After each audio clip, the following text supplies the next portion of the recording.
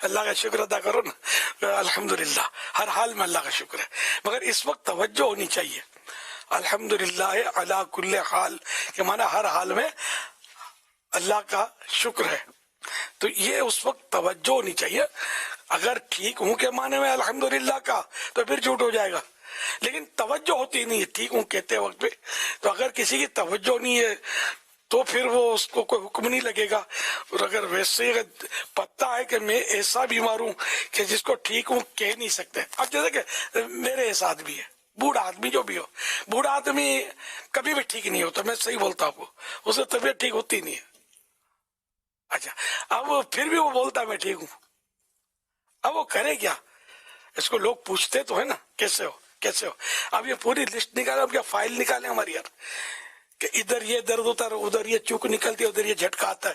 اب یہ بتانے آئندہ یہ قوم پوچھنا بھول جائے گی یار، ہم کو طبیعت نہیں پوچھے گی تو پوچھنے کوئی پوچھتا ہے تو اچھا تو لگتا ہے نا۔ تو اب یہ کیا، ہم جیسا جو آدمی ہے نا وہ ہو جاتا ہے عادی ہو جاتا ہے، تو اب یہ کہ اس کے منہ سے نکل جائے گا ٹھیک ہوں، تو اس سے مراد ہے کوئی لمبا چوڑا مسئلہ نہیں ہے، وہی جو چل رہا ہے، وہی رفتار بے ڈھنگی جو پہلے تھی سو ہے۔ تو موقع کی بات ہے، تو اسی طرح بعض ہوگا طبیعت میں کچھ خرابی تو ہوتی ہے بندے کے، لیکن وہ اتنی نہیں ہوتی جس کو کیئر کیا جائے، تو پھر آدمی بولتا ہے ٹھیک ہوں، تو اس میں کوئی حرج نہیں ہے کہ اس کو عام طور پر بولتے نہیں ہے کہ یہ بیماری ہے، تھکا ہوا ہے، اور تھکا ہوا ہے تو تھوڑا بہت وہ درد وغیرہ بدن میں بعضوں کو ہو جاتا ہے، تو وہ اس کو یوں نہیں کہتے کہ یار یہ بیمار ہو گیا ہے، میں ٹھیک ہوں، تو موقع کی مناسبت سے۔ لیکن کہنا الحمدللہ لفظ ٹھیک ہوں، یہ بچے بھی ٹھیک ہوں کہتے ہیں، اور ایک آدھ بار میں نے بول دیا نہیں یہ سب سدھر گئے، وہ الحمدللہ کہنے پہ لگ گئے، ایسی کوئی امید مجھے نہیں ہے۔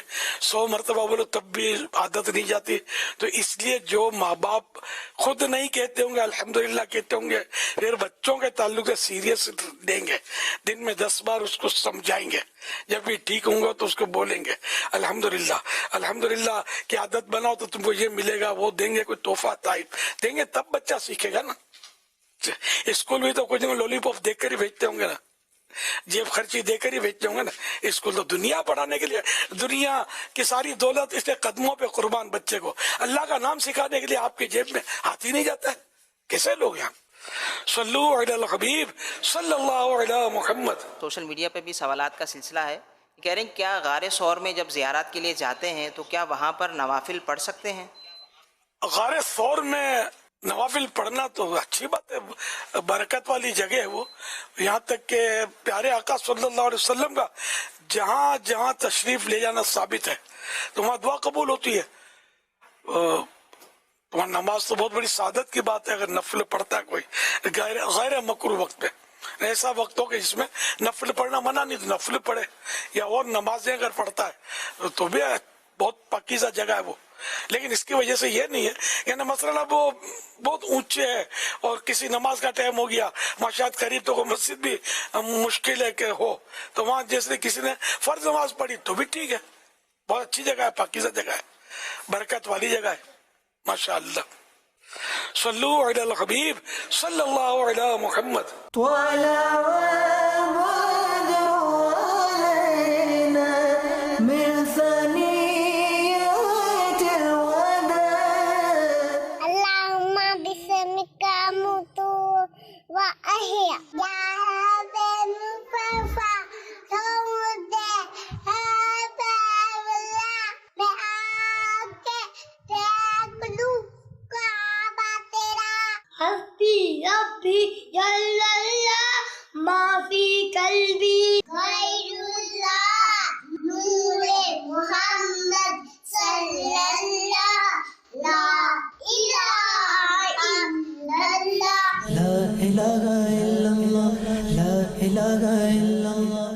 آنکھوں کا تارا نام محمد، دیکھا اجالا نام محمد۔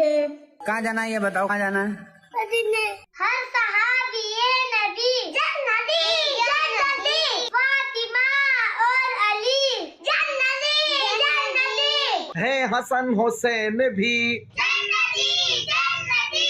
فیضان مدنی مذاکرہ جاری رہے گا. کیسا ہے نور چھایا مدنی مذاکرے میں، کیسا ہے نور چھایا مدنی مذاکرے میں.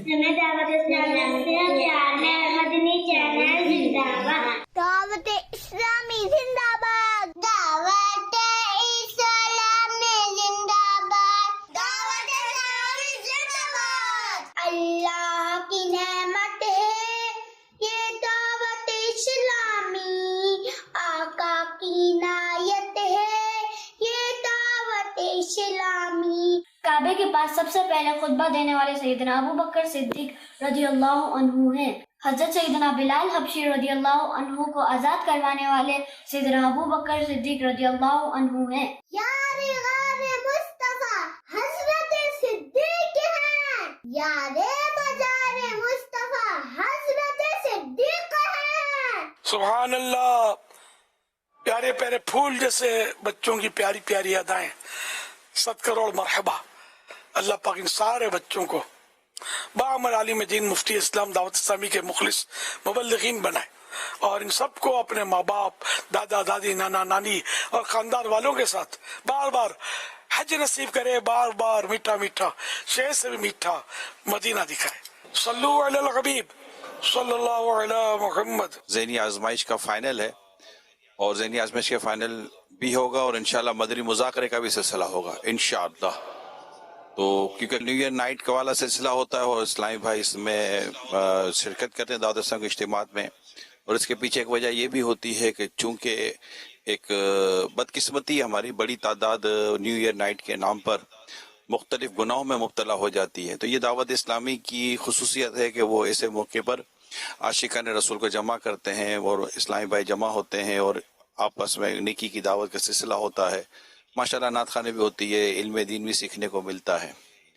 تو اس لیے ہر سال الحمدللہ 31 دسمبر کو یہ سلسلہ بھی ہوتا ہے. ہمارا نیو ایئر نائٹ کا اجتماع ہوتا ہے، نیا سال جو شروع ہونے والا ہوتا ہے، تاکہ ہم گناہوں سے بچ کر نیکیوں میں وقت گزاریں. اور ویسے پتہ نہیں کیوں لوگ جشن کی طرف جاتے ہیں، جبکہ اگر میں پچھلے دنوں پڑھ رہا تھا ساری ڈیٹیل کہ اس سال جتنے زلزلے، سیلاب، آفتیں اور جو کچھ پریشانیاں آئی ہیں، پھر ہمارے فلسطین کے مسلمانوں والا جو ہے، اس نے بھی کئی دنیا میں لوگوں کو غمزدہ کیا ہوا. آج بھی دنیا بھر میں کئی مساجد میں 5 نمازوں کے بعد ان کے لیے دعائیں ہو رہی ہوتی ہیں. تو ایک پھر اپنا جائزہ لیتے ہیں تو بھی اندازہ ہو جاتا ہے کہ 365 دنوں میں ایسا کیا کرا کہ ہم جشن منا رہے ہیں. اللہ پاک ہمارے حال پہ رحم فرمائے. تو روزانہ گناہوں کا ڈھیر ہی جمع ہو رہا ہوتا ہے. خیر، دعوت اسلامی نے ہمیں موقع دیا ہے، تو انشاءاللہ مدنی مذاکرہ بھی ہوگا. اور مدنی مذاکرے کے ساتھ ساتھ پھر کیا ہوگا اور کس طرح سے خصوصیت دی جا رہی ہے مدنی مذاکرے میں 31 دسمبر کے تعلق سے، میں چاہوں گا امیر سنت اس کی وضاحت بھی فرمائیں. اللہ اکبر. نیا سال شروع ہونا ایک طرف تو یہ تصور لاتا ہے کہ ہماری زندگی کا ایک سال جو ہے وہ مائنس ہو گیا. سالگرہ میں بھی یہی ہے کہ مطلب اب نیا سال شروع ہوا، سالگرہ اتنے سال کا بچہ ہو گیا یا آدمی ہو گیا، تو ظاہر ہے کہ اس کے پچھلے سال جتنے بھی تھے نا، اب وہ اس کی زندگی سے مائنس ہو گئے. یہ ذہن میں رکھیں کہ ہر سانس موت کی منزل کی طرف ایک قدم ہے. تو یوں نیا سال آنا ایک طرح سے مطلب آدمی کو جس نے غفلت میں گزارا اس کے لیے تو غم کا پیغام لاتا ہے، افسوس کا پیغام لاتا ہے کہ تو نے زندگی کا ایک اور سال غفلتوں میں گزار دیا. اب کس خوشی میں مطلب اچھل کود کر رہا ہے، وہ خوشیاں منا رہا ہے. تو بہرحال یہ کہ ہم تو مطلب ہے کہ پچھلے سال کے تعلق سے یہی سوچیں کہ ہم نے مطلب ہے کہ کیا کیا کیا، جتنے گناہ کیے ان کو یاد کر کر کے اس کا جائزہ لے کر بندہ توبہ کرے، آئندہ اس گناہوں سے بچنے کا پکا عہد کرے. یہ ہونا چاہیے. مزید یہ کہ پچھلے سال ہو سکتا ہے بہت سی شادیاں بھی ہوئی، تو سال بچے بھی پیدا ہوئے، سب خوشیوں کے مواقع بھی آئے، لیکن یہ کہ ساتھ میں بہت سی اموات بھی تو ہوئی. کیسی کیسی اموات ہوئی ہیں. یوں گھریلو اموات، طبعی موتیں اپنی جگہ پر، بڑے بڑے حادثے ہوئے. کتنے کتنے مطلب یعنی کہ لوگ جو ہے اجتماعی طور پر موت کا شکار ہوئے، آخر ان کی بھی تو کوئی ہمدردی کرے نا جو دنیا سے گئے. تو ہم نے یہ ذہن بنایا کہ انشاءاللہ الکریم کی رات ہم پچھلے سال، خصوصاً پچھلے سال دنیا بھر میں جتنے بھی مسلمان فوت ہوئے ہیں ان کو ایصال ثواب کریں گے. ہم اس طرح منائیں گے یہ نیا سال. تو اور ہم نے ایصال ثواب بھی جمع کرنا شروع کر دیا ہے، پیغامات چلے گئے، ایصال ثواب ملیں گے انشاءاللہ. اور وہ کل ہم ایصال ثواب بھی کریں گے اپنے ان مرحوم بھائی بہنوں کو جو دنیا سے چلے گئے، ان کو یاد کریں گے، ان کے لیے دعائیں کریں گے انشاءاللہ. آپ بھی ضرور، آپ کے پاس کوئی قرآن کریم وغیرہ پڑھے ہوئے ہیں، درود پاک پڑھے ہوئے ہیں، یا آپ پڑھیں، ابھی وقت باقی ہے تو آپ پڑھ کے ایصال ثواب بھیج دیجئے. مگر ایک ہی جگہ بھیجنا ہے، اس کو بھی دیا اس کو بھی دیا تو ڈبل ٹریبل چوبل بھی ہو سکتا ہے کہ سب پہنچانا شروع کر دیں گے.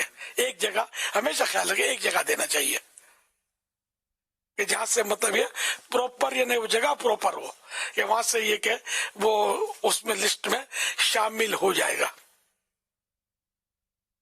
تو اگر انشاءاللہ ہم ہزاروں، ہو سکتا ہے لاکھوں قرآن کریم ہم کو ایصال ثواب کے لیے مل جائیں اور کروڑوں درود شریف ملیں تو انشاءاللہ ہم ایصال ثواب کریں گے اپنے بھائیوں کو، اپنے بہنوں کو انشاءاللہ. صلو علی الحبیب صلی اللہ علی محمد.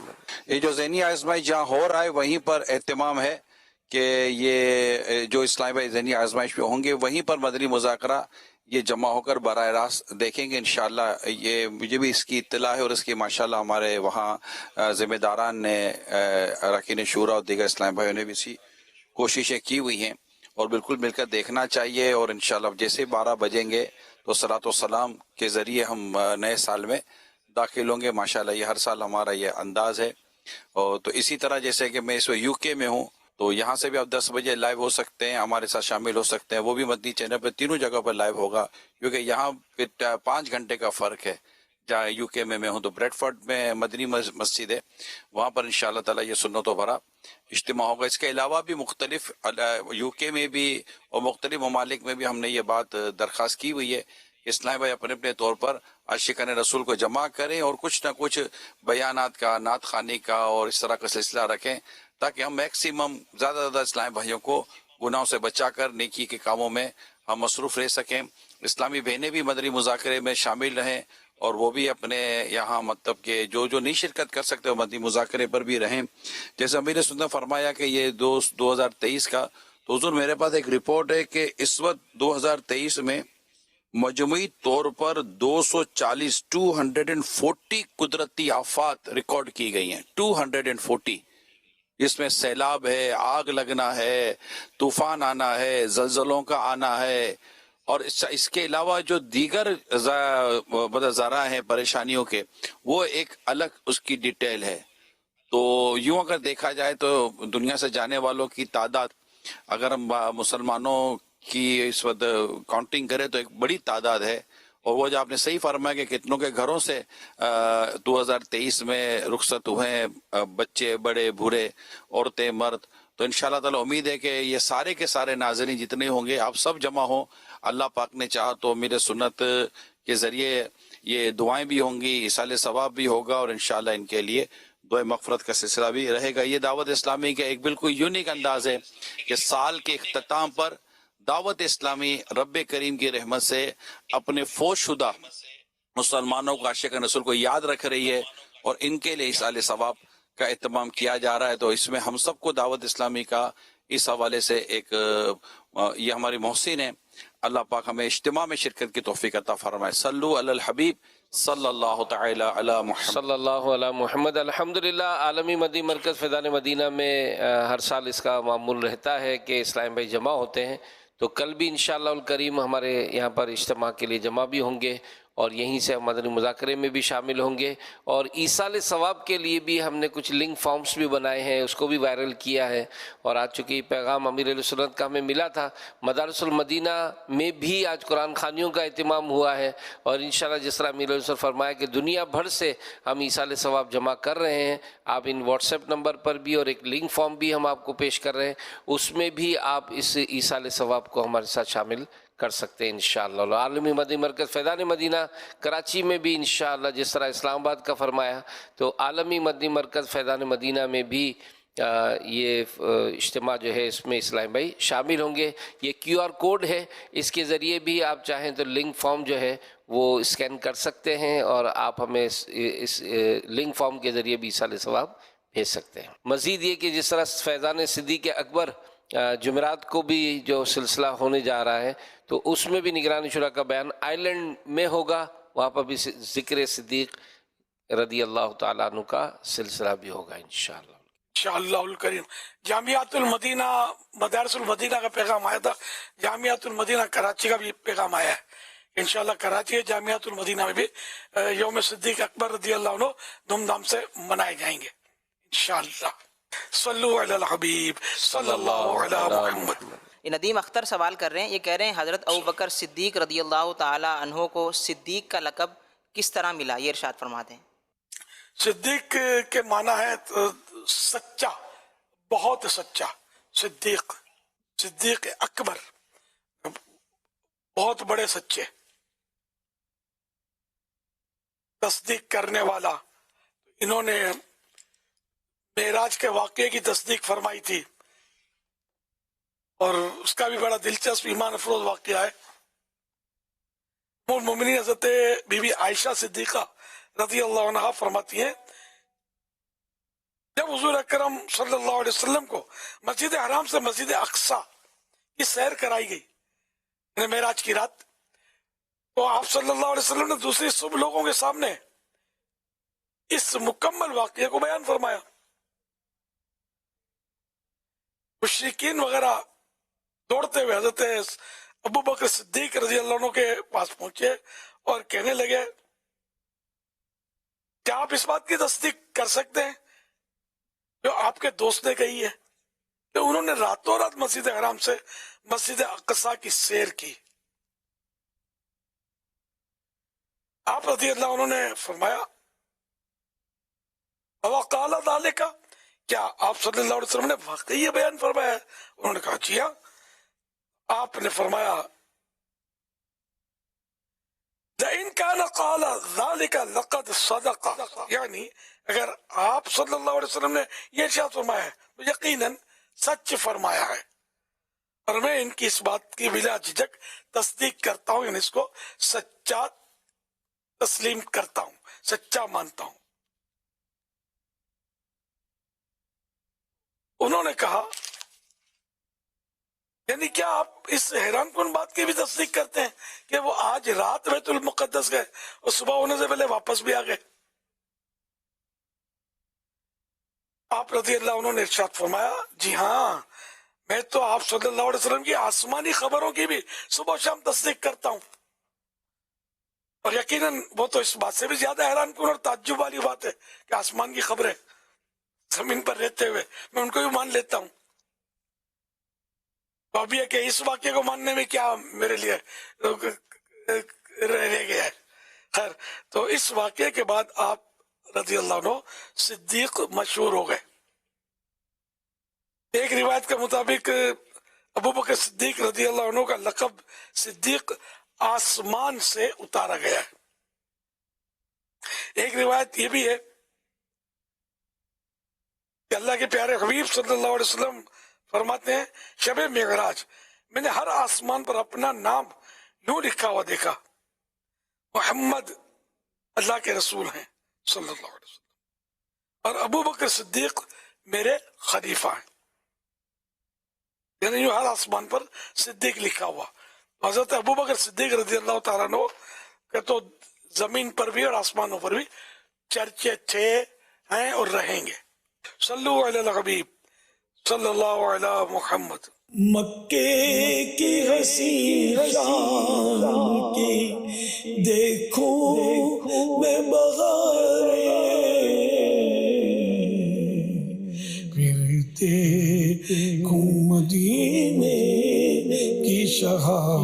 صبح دلارا. امیر اہل سنت کی بارگاہ میں عرض ہے کہ پچھلے کچھ دنوں سے آپ کے سوشل اکاؤنٹس فیس بک، یوٹیوب، انسٹاگرام وغیرہ پر یہ اشعار اپلوڈ کیے جا رہے ہیں.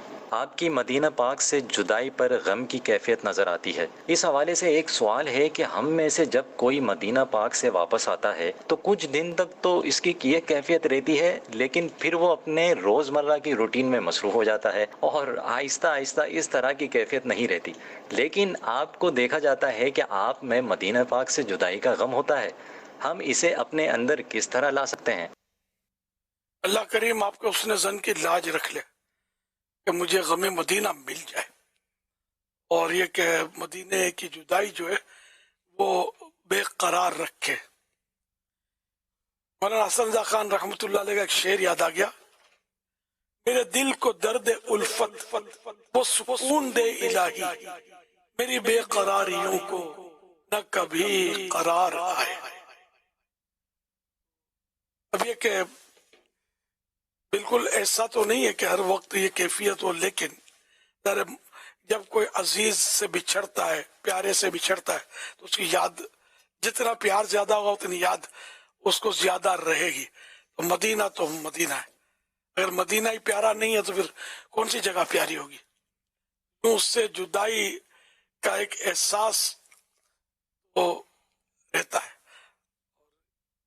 اس بار کچھ جدائی کا انداز کچھ تھا ایسا مخصوص، جس کی وجہ سے وہ کچھ زیادہ ہی احساس دل میں گھر کر گیا ہے.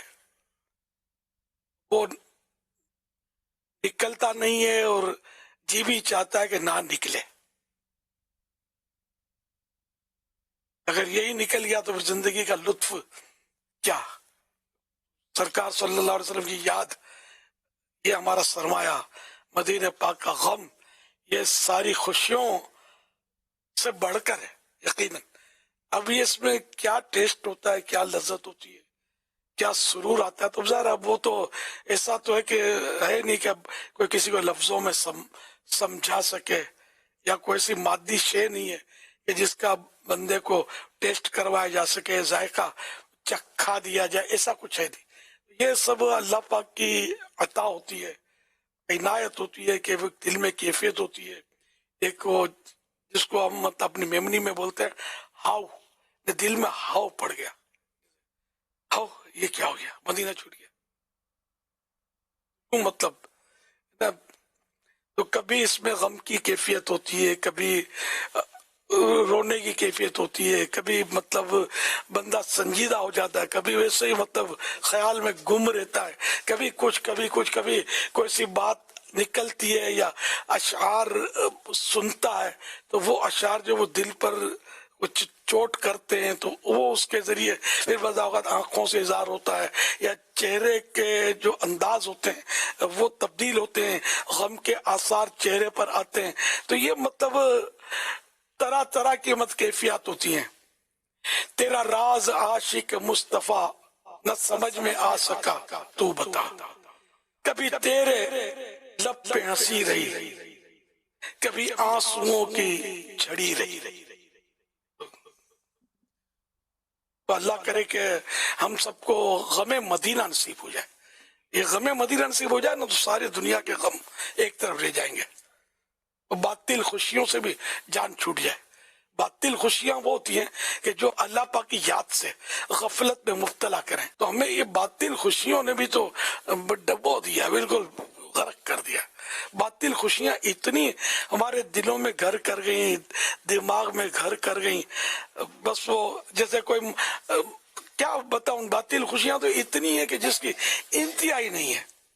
خوشی تو سچی بات ہے اس وقت ہوگی، سچی خوشی کہ یہ مطلب طے ہو جائے کہ ایمان پر خاتمہ ہو گیا، اور قبر میں جو مومن ہے نا جانے کے بعد وہ ہے خوش. اور جس کو یہ مجدہ سنا دیا گیا وہ یا ایتھا النفس المطمئنہ، اے مطمئن جان، یا ایتھا النفس المطمئنہ ارجعی الی ربک راضیۃ مرضیہ، کہ اس پروردگار کی طرف چل کہ جو تجھ سے راضی ہے اور تو اس سے راضی. فادخلی فی عبادی وادخلی جنتی، اے میرے بندے میری جنت میں، میری رحمت کی جنت میں داخل ہو جا. اس طرح کا اس آیت مبارکہ کا مضمون ہے. تو خدا کی قسم سچی خوشی کی تو وہ گھڑی ہے کہ جب یعنی کہ بندہ ایمان سلامت لے کر اللہ کی رضا کا تاج پہن کر دنیا سے رخصت ہو. ہمارے کیا گیدرنگ ہو، تھوڑا شور شرابہ ہو، بڑی بڑی شخصیات، تو سیاسی لیڈر، تو سیاسی قائدین، تو پھر فلاں بڑی اسامی کا کوئی تعزیتی پیغام اور ٹیلی کاسٹ ہو، تو براڈ کاسٹ ہو، تو اخباروں میں چمکے، تو اس کا تو اس کو تو یہ بہت. ارے نہیں یار، جس کو اٹھانے والے 3 ہو 4 بھی نہ ہو، جس کا جنازہ اٹھانے والے 3 ہو، اتنا مفلوق الحال مسکین غریب ہو، لیکن اگر اس کا رب راضی ہے نا، جب یہ دنیا سے گیا، خدا کی قسم ساری خوشیاں اس کے قدموں میں لوٹ رہی ہیں. اور اگر یہ نہیں ہے ساری دنیا اس کو مطلب پیغام تعزیت دے رہی ہے، اور سب یہ نہیں کہ وہ الفاظ کے کھیل کھیل رہے ہیں اور سیاستیں چمکا رہے ہیں، تو مطلب یہ کہ اس کو مرنے والے کو کچھ بھی نہیں ملے گا. تو جو کہ حقیقت میں جو خوشی ہے وہ ایمان سلامت لے جانے پر ہے، اور اللہ ہمیں یہ حقیقی خوشیاں نصیب فرمائے. اور غم مدینہ جب تک جئیں، مدینے کا غم ہم سے جدا نہ ہو، کہ مدینے جائیں گے تب بھی مدینے کا غم تو رہتا ہے ساتھ میں، کہ مدینے پہنچے تو ساتھ آیا غم جدائی کا، کہ ہم نے دوبارہ وہاں سے پلٹ کر آنا ہے. مدینے پہنچے تو ساتھ آیا غم جدائی کا، ہم اشک بار ہی پہنچے تھے اشک بار چلے. پہنچے تب بھی آنکھوں میں آنسو تھے، جب لوٹے اس وقت بھی آنکھیں نم تھی، آنسو باری تھی. اللہ ایسی حاضریاں ہم سب کو نصیب فرمائے. صلو علی الحبیب صلی اللہ علی محمد. اللہ غنی